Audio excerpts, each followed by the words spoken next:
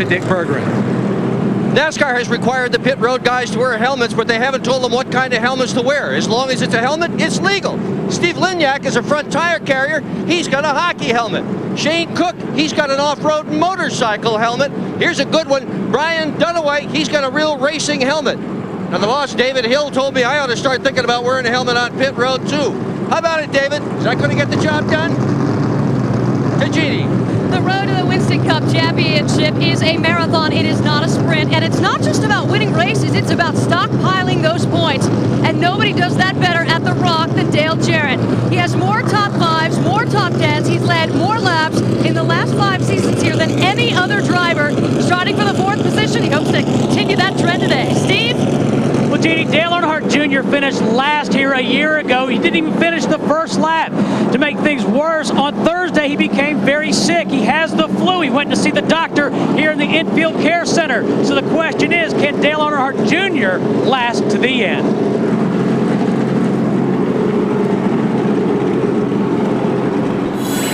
The Bud Pole Award is presented at every NASCAR Winston Cup race, and today Ricky Craven is the award winner. That'll put him in the Bud Shootout of 2003, along with Jimmy Johnson, who won the pole for last Sunday's Daytona 500. So let's have a look at the Walmart starting grid for today's race. There's Craven and Kenny Schrader, who will share the front row today, a Ford and a Pontiac. Johnny Benson, Schrader's teammate, and Dale Jarrett in a Ford. And as you look down through the starting grid, you'll find Darrell's pick back there. Oh, Bobby Labonte, I'd keep an eye on him. Kurt Busch, he qualified 7th. Unfortunate situation for those guys. Again, we talk about the one-engine rule. After practice yesterday, they discovered a water leak. The way the rule reads, it's just like a backup car. If you go to a backup motor for whatever reason, you have to drop to the rear of the field. Kurt Busch will take the green flag in 43rd. As you look at the rest of the starting grid, DW, how about firing up that radio? Yeah, let me see if I can get a hold of my old buddy from Columbia, Tennessee here. Sterling Marlin, this is DW up in the TV booth. You got a copy, Bud? I got you, Darrell. Bud, you got that Dodge up front again this week. How's things looking? Well, practice, the happy hour went pretty good. We stuck real quick on the start, but it don't seem to fall off much. So practice a little different today. We'll see what we got here in a little bit. All right, you had a great run in Daytona, and keep them fenders all pushed off them tires today, you hear? All right, we need to go to back straightaway to help me work on it. If you're going to work on it, that's where you want to do it, Bud. Good luck. Hey, thank you. When Sterling says it doesn't fall off much, that's just what we were talking about. The speeds don't fall off as you get many laps into a run on fresh tires. Yeah, and Larry will tell you, and Jeff, that's a product of your shock package. Shocks here are so critical. Not making those Eagles mad. Trying to keep them on the car and keep them as happy as you can. 3 drivers failed to qualify for today's race. Randy Renfro, Carl Long, and Dick Trickle driving the Dave Marcus number 71. Elliott Sadler's Motorcraft cam. Dale Earnhardt Jr. in the Bud cam on board his number 8 Chevy. Michael Waltrip making his 500th Winston Cup career start today. The Napa onboard camera. Boy, don't seem like he'd be that old to me. Jeremy Mayfield, he is carrying the Dodge camera. And Mark Martin with the Pfizer Viagra cam. This will be Robbie Gordon, the Singular Wireless onboard camera. And Rusty Wallace, the Miller Lite onboard cam.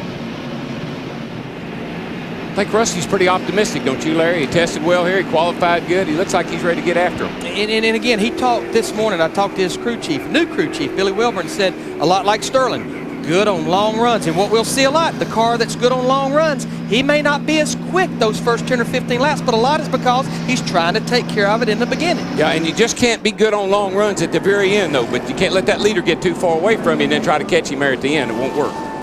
Today we'll go 393 laps to make up the 400 miles. And the pit window, which we usually express in fuel mileage, today, tire mileage. Yeah, we can go 80 to 90 laps on fuel, but trust me, I don't think. Now, if it was at the end of the race, we may see it, but they're going to be in there between 60, 70 laps. I heard some teams that may stretch it to 80 laps for tires. Yeah, and I think it just, the race dictates all that. I don't think it, you know, you might try to go 90 laps if the race dictates it. And the pace car, hey guys, the pace car is off. All right, we are back on Fox. Here we go, green, green, green. Go, go, go. Boogity, boogity, boogity, boys.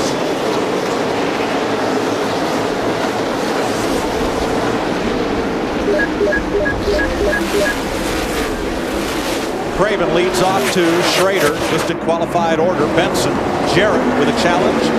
Inside, Jerry Nadeau. See these guys move up the top of the racetrack. They'll move up there in a hurry. That's what I love about Rockingham. It's not about all around the bottom. You can race up against the wall. You can race in the middle of the racetrack. All kinds of racing grooves. You'll see the cars on new tires run low. As the tires go away, they'll just start run right up next to that outside wall and actually getting a little rock on the side of it. A year ago at this race, we started the silent lap 3 to honor Dale Earnhardt. Today we'll do that a final time, a silent third lap in honor of a great hero.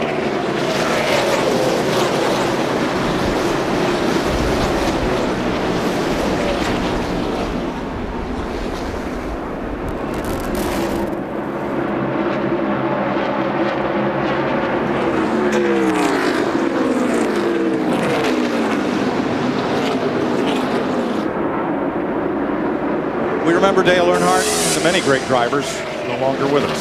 As Ricky Craven now opened up very, very quickly an 8-car length lead on Ken Schrader. Well, the talk in the garage that I was hearing was that the 32 car was the car to beat, that he was fast on the get-go, good on long runs, that he had a pretty good hot rod in him today. If I say hot rod and no heap a lot today, that's because I was with John Force for a couple of days, and it's been drilled into my brain. Steve Burns. Hey, Darrell, I talked to crew chief Mike Beam on the 32 car this morning, and he said that they weren't that good in practice yesterday, but he wasn't worried about it. They tested down here in January. They ran 400 miles, and he was predicting, and he accurately so, that it would be sunny out today, and that's what he's got. Sunny, once so true. I love you.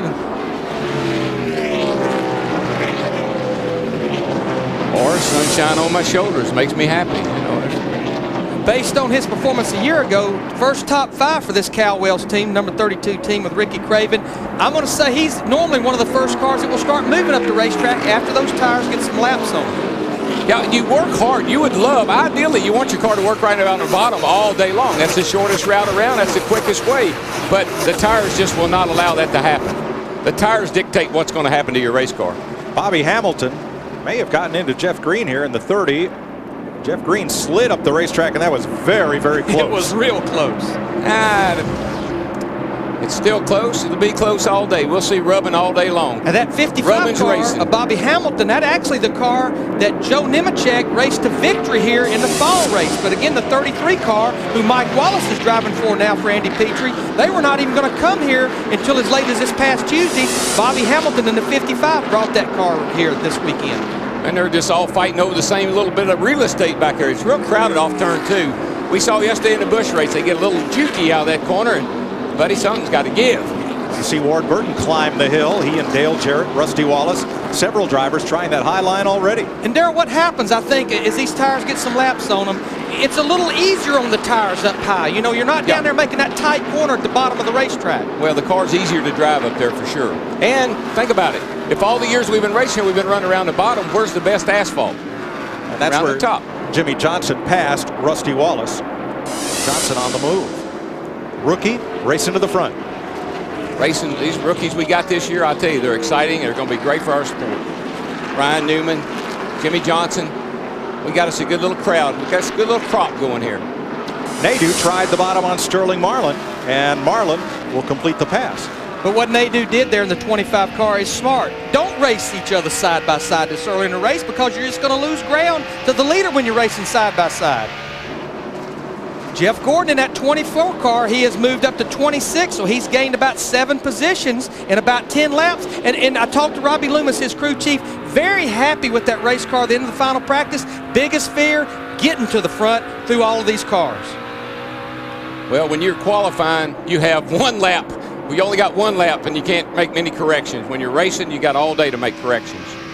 Johnny Benson had a run on Dale Jarrett on the bottom. It didn't pay off, and now Sterling Marlin may take advantage of Benson's number 10. Sterling and his crowd, they just tickle me to death. I mean, you know, they just go methodically about it every week. They get their car right. You don't hear a whole lot about him, but every week he's right up there fighting for a win. Speaking of right up there, our leader in turn 4 is right up against the wall. Ricky Craven is really taking the high line, more so at the north end of the speedway than he is here at the south end. But he's way up there. And it wasn't long ago that we saw him hooking it right around the bottom. So what did we run? We run 12 laps here, 13 laps, and already everybody's searching for a new line. Jimmy Spencer battles Kenny Wallace and Jeff Green. That's for 9th place. Kenny Wallace in that one car. Remember, this is the team with Steve Park that won this race 1 year ago and had a 2nd place finish here with Kenny in the fall. They have this place figured out. And racing is a lot of monkey see, monkey do, you know, whether it's on the cars or out here on the racetrack. As soon as somebody moves up like Craven did and starts to pull away a little bit, the crew chiefs are on that radio hollering at them drivers. When you run that high line, does it abuse the tires less than trying to hold it around the bottom? Oh, yeah, by all means. I mean, you know, the turn, just think about how much sharper the turn is around the bottom and how much bigger a turn you got, a more sweeping turn around the top. So you're not grinding on that right front quite so hard. One car off the pace, it's Spencer in the back straightaway. Oh, man. Spence doesn't need another bad day. All right, did the car pick back up? I bet he had ignition problems. In these cars, they normally have 2 ignition system, and there's a switch. When it shuts off, they can flip a switch. It goes to a totally new ignition box. A lot of times another coil, a lot of times even another pickup in the distributor. We'll update the Jimmy Spencer story when we come back. Ricky Craven leads Kenny Schrader, Dale Jarrett, Sterling Marlin, and Johnny Benson, the front 5, after 15 laps at the Rock on 5s.